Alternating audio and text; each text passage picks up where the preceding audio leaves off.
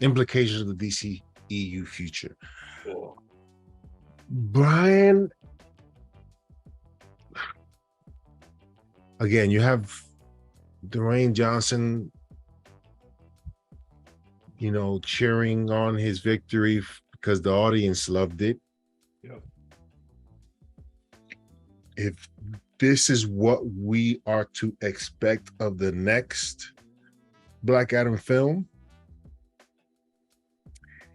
and if he has anything to do with Henry Cavill's Man of Steel 2, then again, these next 6 months are going to be very interesting to find out who's in charge. I said, if you made it this far, thank you. At the outset, I said this was the worst case scenario for Warner Brothers and DC. So now I'm going to bring it back around as to why I think that. So the reason I think that is we've gone through what we thought about the movie.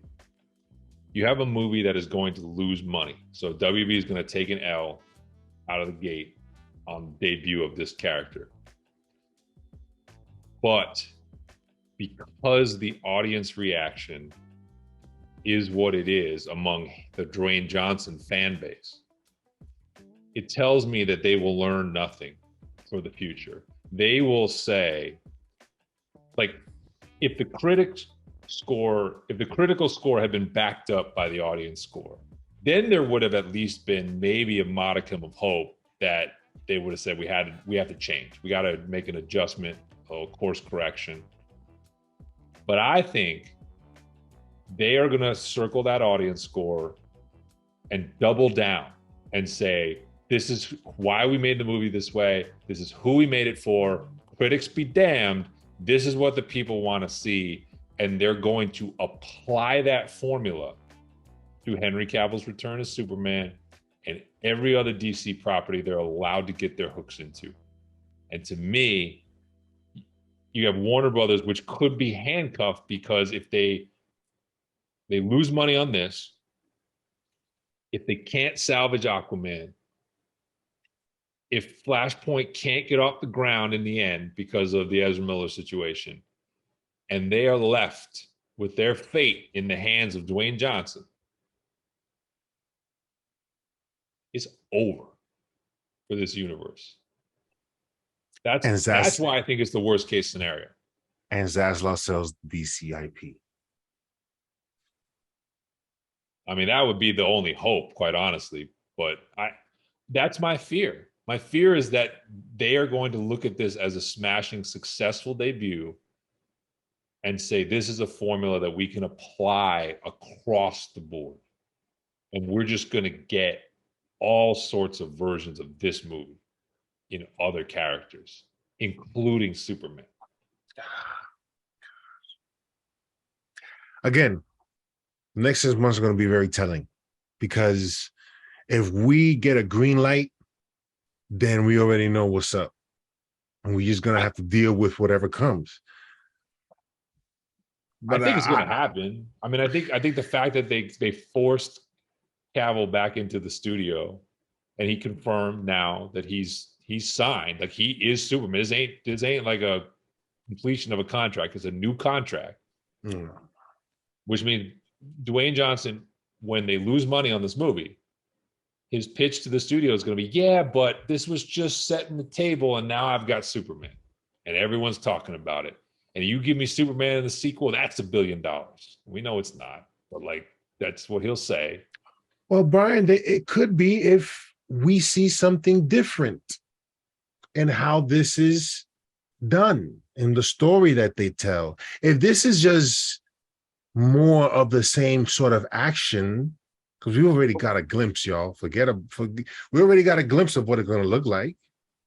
That's what I'm saying. What evidence do we have that they're going to change? I mean, like, as I said, if they hand Superman over to Christopher McQuarrie and Joseph Kosinski, yeah, you got my attention. That might be $1 billion movie.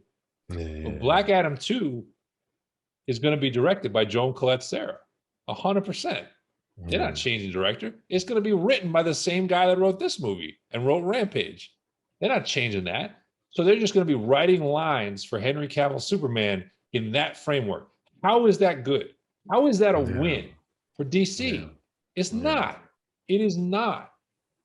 All If that's going to that be like you. Yeah.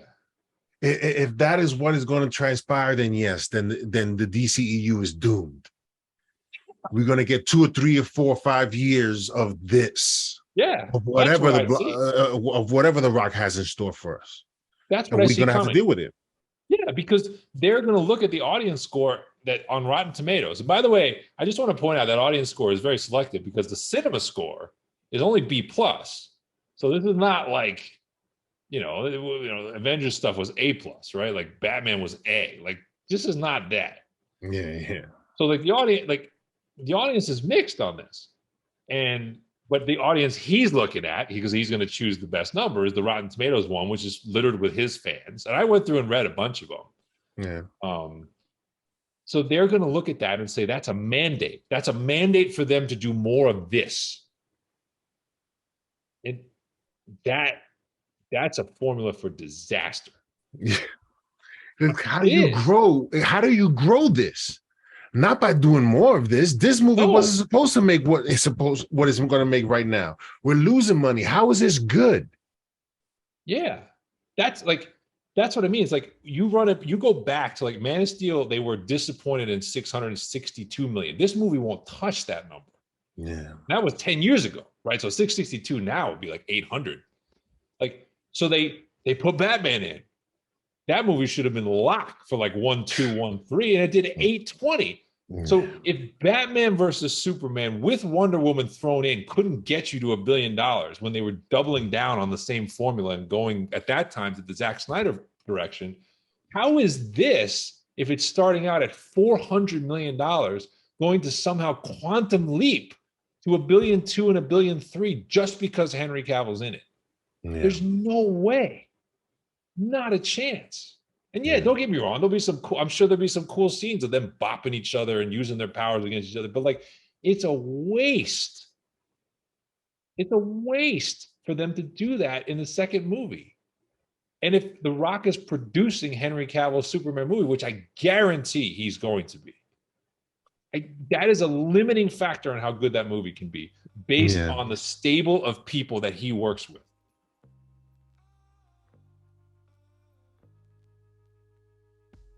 And if we get movies, I can't see this, honestly, with this box office, but if we get movies or shows that center on Hawkman and Cyclone and Atom Smasher, those are bridges to nowhere. Nothing about this film. Remember they said, like, we know what people are going to be interested in. We're already ready. There's nothing about those characters in this movie that should be making people excited to see their next series of adventures. I don't know, man. Not to mention the fact that, again, the elephant in the room is so the backstory on the Superman scene I thought was fascinating to me. So because there were rumors and there were reports that we see the actual. So they admitted after the fact they had 2 versions of the scene. They shot one that didn't have Cavill, right? It was a headless Superman, and that version had the John Williams 1978 music in it. That they literally had it like done. Yeah. They scrambled to get Cavill signed, which he did like literally in September. So actually we kind of find out that like that whole political subplot probably had something to do with this movie being pushed back, because had this movie come out on its original date, Cavill would not have been in the movie, because Walter Hamada at that time was stonewalling his return. So that's like you are learning a little bit of why this movie wound up coming out when it did. Okay. But then we find, like, in the way that I still can't. So then we find out, like, yeah, apparently Amanda Waller has Superman on speed dial to kind of do what she wants when she needs it. Which, man, you got to explain that one to me, because that is not consistent with the Superman that I know, and his relationship with Amanda Waller in the comics. So, I'm terrified, Pablo. I'm so scared at like where this is headed. Yeah, and people are gonna say that they're gonna defend this new direction, I'm curious again, Brian, to see where this ends up and how this goes when this is all said and done. Because if I'm Saslov, I am not moving forward with this. I'm not. I'm not. I'm moving forward with Henry Cavill because I want to see what Henry Cavill wants to do with this character. And I don't think Henry Cavill is going to be in a situation. I just don't feel, and I hope he sees it and doesn't look at this as another job and really goes after it because he wanted to be Superman. He wanted to be Superman again.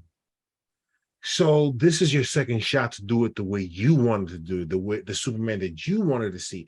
And he can't let The Rock and his people write garbage for you. You can't go out that way. I don't care when, sure, his appearance in Black Adam, Brian, he looked good. Yeah, I'm going to tell you, yeah, costume, hair, looks great. What I'm going to say, no, he doesn't look good. He looks good. There's never been an issue with that. Yeah, there's always been an issue with the direction of who Superman is. Yep. So I'm curious to see what that looks like. But again, certainly not in the hands of The Rock and his people writing this. You are going to know, right? Yeah. The second you see a writer and a director put on this movie, you will know what's going on. We will know the quality of this, the potential quality of this film. The second, like I said, if it's Macquarie, if it's someone like Kaczynski, then you'll know it's out of The Rock's hands, and it's Cavill kind of at the controls a little bit, which makes me a little bit nervous. But like, at least if you got great creators, I'm like, yeah, they're aiming high. They're going to get big budget, and they got a shot. If I see Rawson Marshall Thurber, like who directed Red Notice and directed, I think he directed Rampage, if I see Brad Payton, who directed San Andreas, if I see those guys around Superman, it's over. Yeah. That's a wrap for Superman for a decade.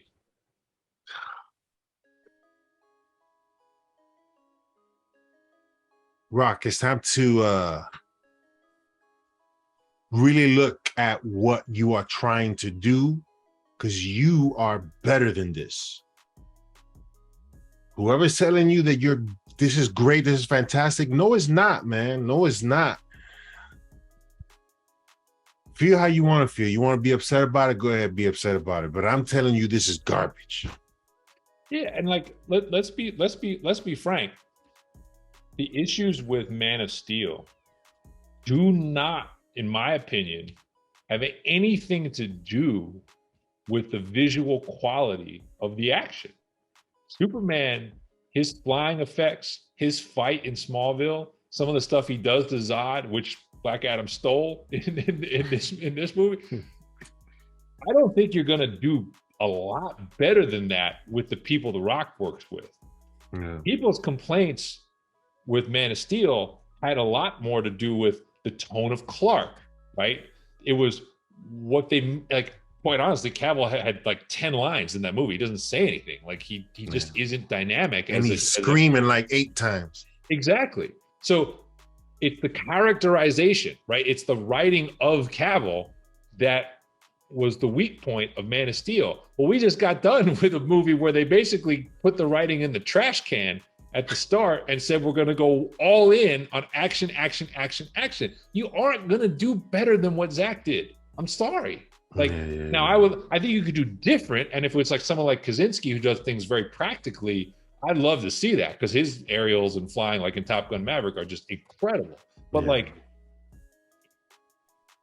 I think The Rock's going to look at like the audience response and say, what we need in a Superman movie is wall-to-wall fighting. And I guarantee you that's a fail for a Superman movie. That ain't what made Christopher Reeve's Superman great. There's not a lot of action in Superman 1. It isn't really until the end of Superman 2 that he really goes, gets in an actual fight. Yeah. But he's great as Clark. And every time he's on screen, even as Superman, you can't take your eyes off him. That's a Superman we need back. I was thinking about that. Like, imagine he put out a one line, "You can't step outside." That was dope. That was dope. Believe me. But that's not forced. Yeah. That's not forced. Yeah. Yeah. Yeah. I don't know, Brian. Things when it seemed that for a moment that the Warner Brothers situation was looking better in terms of a new direction. When we find out that the direction is The Rock, and this is something Brian, I even threw his name in the possible suitor for the Kevin Feige position. I I think you're going threw to be right. I I think you're threw I, going to be right. I threw it out there because it seems like he's trying to make things happen. So I hope not. And if it is, then we just gotta just deal with it. And again, if the MCU can't get back on track, then the superhero genre is gonna slowly die. Yeah, I mean, this year has definitely been a step back for the genre. I mean, call it for what it is. I mean, like by and large, we've been underwhelmed by most of what we've had. Like right now, the Batman to me, far and away right now is the best thing the genre has given us. And then I think we're all hopeful that maybe Wakanda Forever can end the year on a high note for us. And maybe then we say, all right, well, if we got two great films, one from each house, it wasn't a totally lost year. But this is not 2018 right now. We're definitely a ways away from that. But yeah, I'm with you. Like I feel like WB had a window, and that window has all but closed because of a series of own goals, quite honestly. Like I think they toxified that Kevin Feige position by making some of these aggressive changes and cancellations and choices to where I think anyone looking in that position in the right mind would be like, I don't really have control. The ship has Damn. already sailed on a lot of these projects. And who's to say that if I come in and start trying to do things my way, that Zaslav doesn't come, or The Rock, who end arounded, right, as we now know, and wanted us to know that he end arounded Walter Hamada to get Henry Cavill signed. Who's to say I don't get sniped or Yeah. overruled if I? So that means to me, you are left with, whether it's Greg Berlanti, whether it's The Rock, you're left with someone who's already in house taking that advisory and leadership position, and that's scary. And by the way, this is a subplot here, but it should come as a surprise to absolutely no one that the second that Henry Cavill was officially like confirmed to be in the cutscene and appearing, guess what started trending on social media? Bring Zach back. Don't tell me this decision was met with universal approval within Warner Brothers after what these people went through with that whole situation over the past 5-6 years. But you knew that if you re-signed and you started to bring back some of Zach's castings, you were going to invite another series of this all over again. And it was like the number one trending topic on Twitter, like the day after this movie hit. Not I happening, think but I'm just saying, like that divisiveness and that you never know, controversy is man. You bad. never know. You never know. Oh my god, I don't. Well, I don't think so, because I don't think The Rock wants. Zack Snyder he had complete control, and I don't think The Rock wants to have a guy in the room who has control. Right, so that Yeah, sort yeah, of yeah, rules yeah, that yeah, out. yeah, yeah, yeah, yeah. So yeah, we don't see a lot of good things happening for the DCEU currently. Outside of anything Matt Reeves is allowed to do without Yes, disturbance, yes, yes. please stay away from Matt Reeves. He's doing great things. Again, Matt Reeves is apart. He's over there somewhere. Leave him alone. Let him keep on doing. Keep writing. But this thing over here that we gotta talk about it. We gotta talk about it. Well, scale of 1 to 10, 10 being, most positive and excited, and 1 is least. Where are you with regard to the, DCU future with Black Adam now out and having seen it?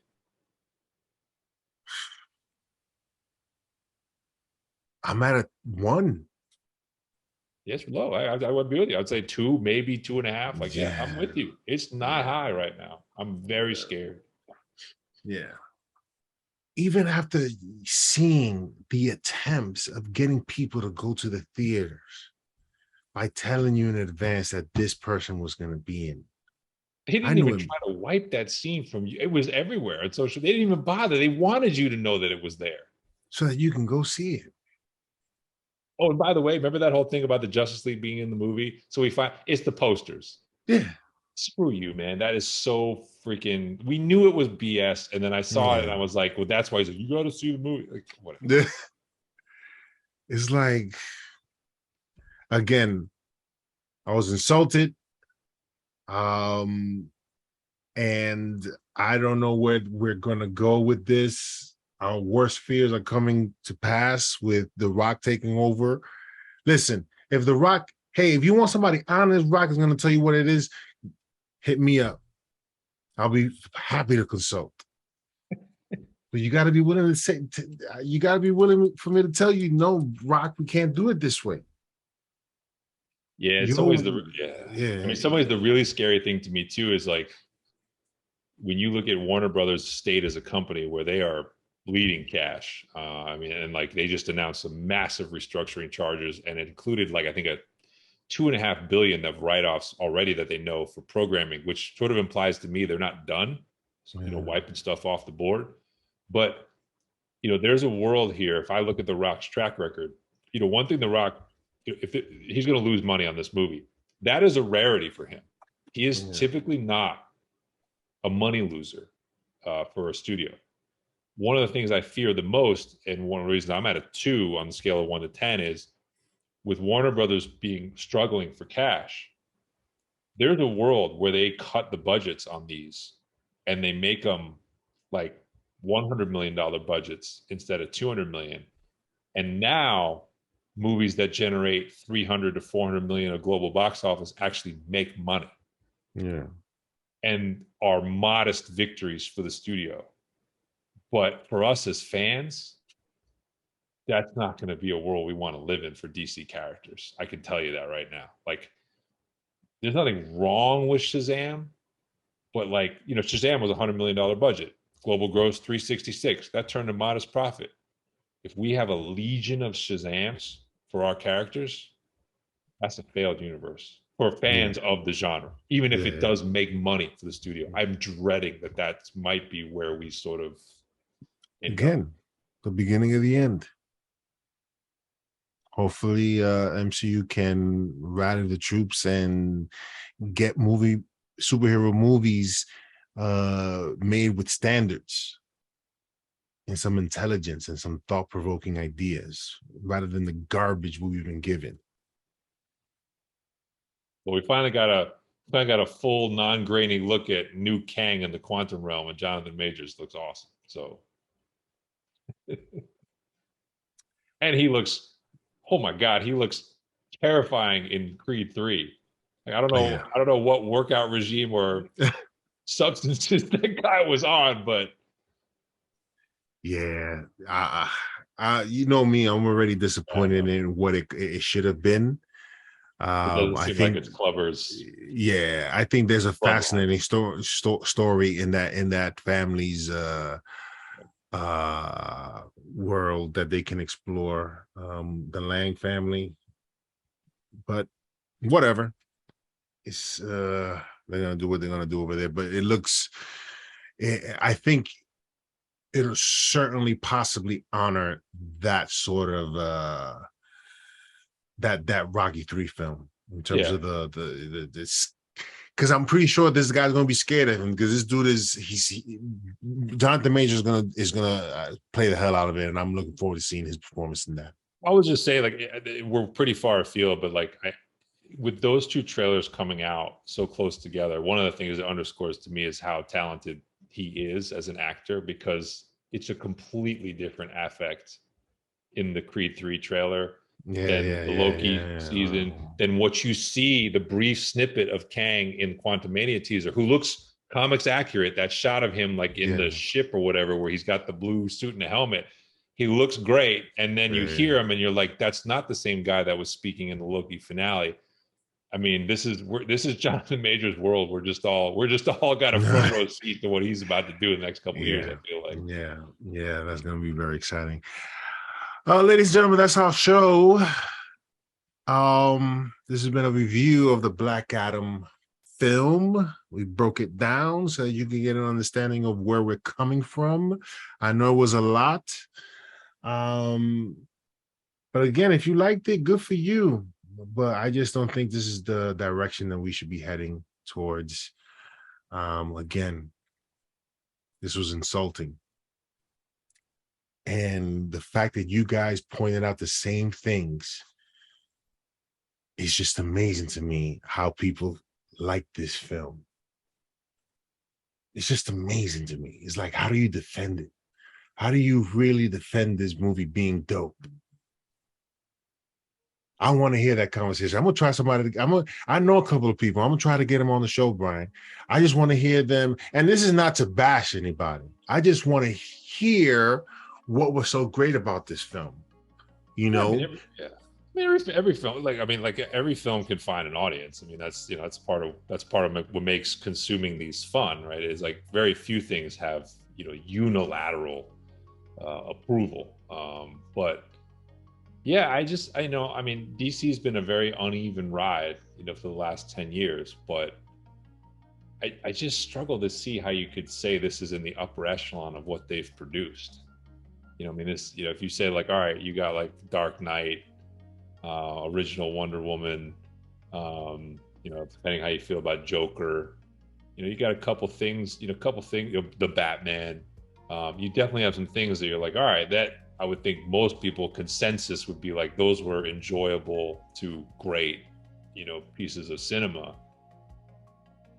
I mean, this isn't even the same zip code to me. I don't really know. yeah. Like, so that's what I mean. Like, to me, this is like, I don't even like, to me, like, I think Man of Steel is way better than this movie personally, but I know, I guess I could see like some people saying like Man of Steel was just too dark. It was too down for me versus this movie is just like, it keeps it moving. It just, even if it's a train wreck, it keeps it moving. Like, I guess maybe, but like, I mean, you are one of the bigger Aquaman detractors out there. You think this was better than Aquaman?